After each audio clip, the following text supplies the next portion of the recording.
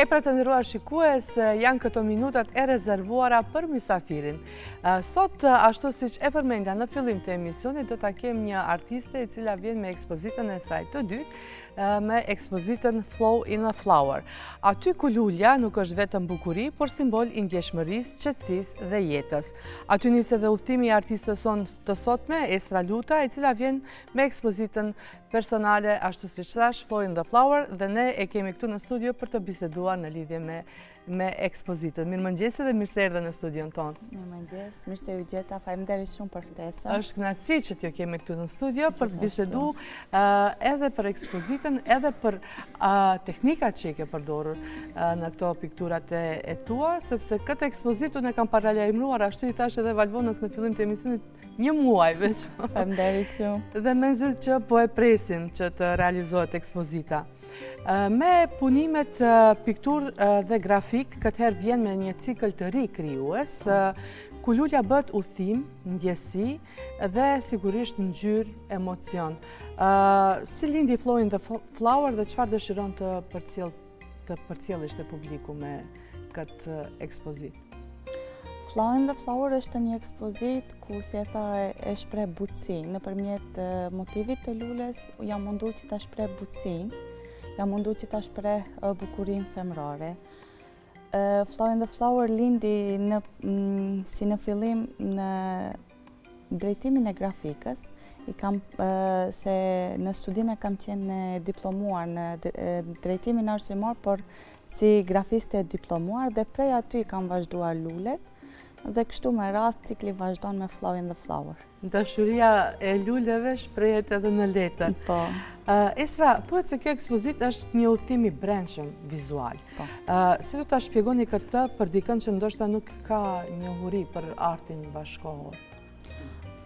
Është një udhëtim i brendshëm vizual, domethënë është një përvojë që pasqyron atë që e kam brenda vetes, por për një person që nuk e njeh ende këtë, mund të them se kjo ekspozitë është ajo si një dritare për ta parë atë që e ka brenda vetes nëpërmjet formës, ngjyrës, tonit e tjerë. Po.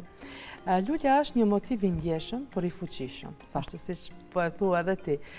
Se ke përdorur këtë simbol për të sjellë emocione në punimet e tua? A ka lidhje edhe ngjyra të cilën ti e ke përdorur ndoshta? Mendoj se çdo gjë ka lidhje, sepse çdo lule që e kam në vepër e ka kuptimin e vet. Çdo ngjyrë edhe në natyrë e ka kuptimin e vet, njëjtë ashtu edhe si lulja. Edhe atë emocion varet kush si e sheh. Çdo shikues e shpreh atë që ka brenda edhe në shikime, ku e shef edhe veprën. Për ty personalisht ndonjë ngjyrë a ka ndonjë emocion të veçantë? Për vetë unë çdo herë në piktura jam munduar ngjyrat edhe të ngrohta edhe të ftohta, por që kanë kontrast i përdori, më të gjalla që të duken. Kurse në grafik, personalisht më shumë më pëlqej ku janë tonalitetet, se edhe në grafik e kemi teknikën palisje ku mund të përdorim ngjyra, ku edhe në ekspozitë kam vetëm një punim në grafik që kam përdorur në prapavi ngjyrën e kaltër të errët. Krejt tjerat i kam në tonalitet prej të bardhës në të zezë. Unë mendoj që po preshet vita ta shoh këtë ekspozitë. A ka ndonjë punim që ndoshta e ndjen më të afërt të shpirtit tënd, diçka që e ke punuar me më shumë dëshirë, ose ke qenë në një emocion shpirtëror që ke thënë kjo është piktura ime?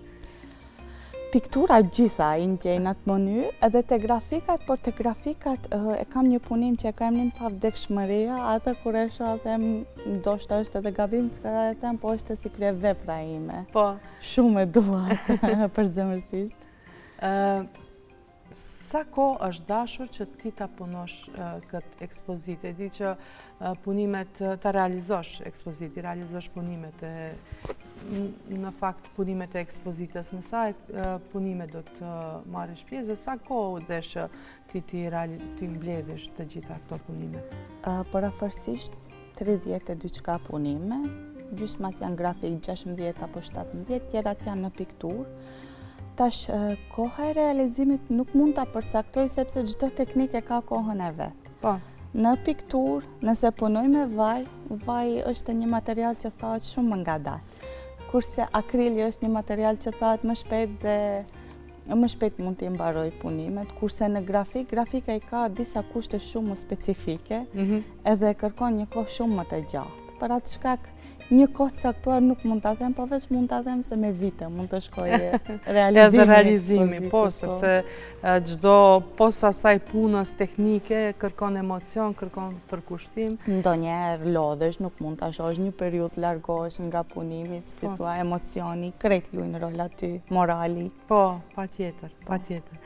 Ekspozita do të hapet me 29 maj në Qendrën e Kulturës Iljo Anteski Smok në Tetov. Po. Si ndjeni aty, si ndjeni që ky cikël prezantohet pikërisht para publikut tetovar? Kjo është ekspozita ime në karrierë e dyta dhe jam shumë e kënaqur edhe me ekipin që kemi bashkëpunu. Shefi artistik Shpëtim Selmani edhe kuratorja dhe dizajnerja Jasmina, i falenderoj për këtu edhe ata, ma ofruan këtë ekspozitë dhe jam shumë e kënaqur edhe me punën aty edhe organizimin që ka e bëj. Ndërsa projekti është pjesë e programit vjetor të Qendrës së Kulturës dhe mbështetet nga Ministria e Kulturës dhe Turizmit. Sa ju ka ndihmuar edhe kjo për të realizuar ekspozitën ashtu siç ti e ke imagjinuar ndoshta? Ndoshta jashtë imagjinatës se ta tregoj drejtën, përveç realizimit punimeve nuk kam pat diçka ekstra në organizim. Krejt atë ka bë bashkë ekipa me Ministrinë e Kulturës. Çdo financim, çdo gjë ka qenë në duart e tyre.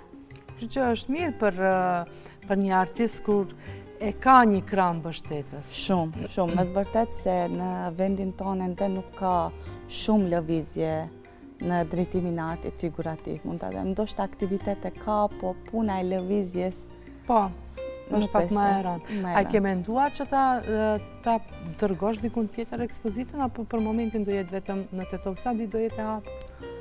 Për ditët ende nuk është e caktuar, kurse për ta dërguar në vendet e jashtme ende nuk kam ndonjë ofertë edhe nuk mendoj, po shumë do kisha dashur jashtë vendit, ta që jashtë Maqedonisë, si një artiste Maqedonisë së Veriut të përfaqësoj edhe shtetin tim. Edhe shtetin tënd. Çfarë ndjesie ndoshta do kishe dashur që të përjetojnë edhe ata të cilët do ta vizitojnë ekspozitën tënde? Shumë do kisha dashur që ta pëlqej. Se unë me gjithë qejf e kam punu gjitha punimet, po si që thash edhe më para, jo është e mvaret kush çka e mendon për momentin, atë çka do e shohe. Unë në disa raste kam qenë si vizitore në ekspozita, në disa raste nuk kam ngele kënaqur, shumë frikë më ndodhe edhe të unë kjo. Të shikuesit, pra çka kjo do të thotë që i ke punuar me shumë kujdes, me shumë delikatesë. Po, edhe pika e parë është që të ngelen të kënaqur me pëlqim të largohen nga ekspozita.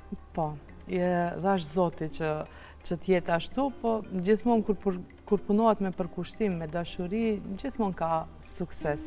Mirë, po suksesi pas sfida nuk është asnjëherë i mundshëm. Ashtu është. A je ballafaquar ndonjëherë me sfida që ndoshta kanë shqetësuar ty, e kanë shqetësuar punën tënde, kreativitetin tënd?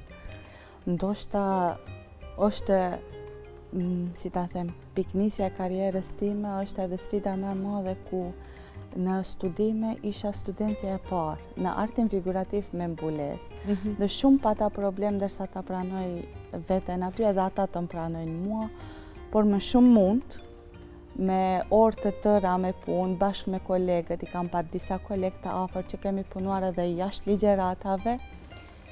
Në fund arrita edhe si në vitin e 4 të marrës në minjohjen si studentja më e mire e drejtimit të grafikës, ndoshta kjo ka qenë sfida më e madhe. Më e madhe. Mirë, po ja ka vlerë. Shpresoj që po. Esra, si shihni sot të rinjt, a ka interes të mjaftueshëm për artin figurativ në përgjithësi, për grafikën, për pikturën, për dashurinë e artit në përgjithësi? Për këtë nuk jam shumë e kënaqur, se sa që e shoh tash më shumë rinia shkon tek arti digital. Unë për vete edhe sa e shoh edhe moshatarët e mi në artin figurativ, mundona më shumë ta prekim ngjyrën, brushën, çfarë do jetë, kurse tash rinia më shumë në teknologji fokusohen, në pikturat digjitale, në grafikat digjitale, kështu me radhë. A ke ndonjë mendim që e ndan për artin digital, sepse ndoshta nuk e Për ka vete nuk shpirtin? më pëlqen, ndoshta është gabim kjo që ka e them, po unë shumë e kënaqur jam kur jam në ngjyra brenda, në periudhën e studimeve në grafik, se baba im është automekanik, non-stop duhet i ka pat zi prej punës, edhe më ngucte mua më theke, a unë jam automekanik a ti? Se unë kisha shumë qejf të përlem, edhe me doreza së në kam punuar as pak. Për atë shkak unë shumë kam qejf të hy në punë, krejt, shpirtnisht. Po, dhe pa tjetër është të përjetohet emocionalisht edhe me fizikun, kur e përjeton e prek, kur është një gjë e prekshme është ajo që... Në studime, veç me rake pune kam shkuar special, se u përlieshin. Po, edhe për atë shkak. Isra, dhe fare në fund, unë do t'a përmbyll, është shumë i këndshme kjo bisedë. Mirë, po unë duhet t'a përmbyll. Fare në fund, për të gjithë ata që do t'a vizitojnë Flowing the Flower, pse duhet t'a vizitojnë dhe çfarë do t'marrin me vete nga kjo përvojë që ne do udhtojmë me pikturat e tua, me lulet e cilët ne ke dhuruar? Si që thash edhe më parë, pika kryesore është pëlqimi i tyre. Shpresoj që të ngelin të kënaqur nga ekspozita. Atë që ka e shohin, në fakt, atë që ka e ndjenë do e shohin edhe ata. Mendoj se çdo shikues e ka pikpamje ndryshe. Unë mund të shoh një gjë më ndryshe, ti mund të shohësh një gjë pak më ndryshe. Ajo krejt më varet shpirtnisht se çka shohish. A ke futur edhe ndonjë abstrakcion në lulet e tua?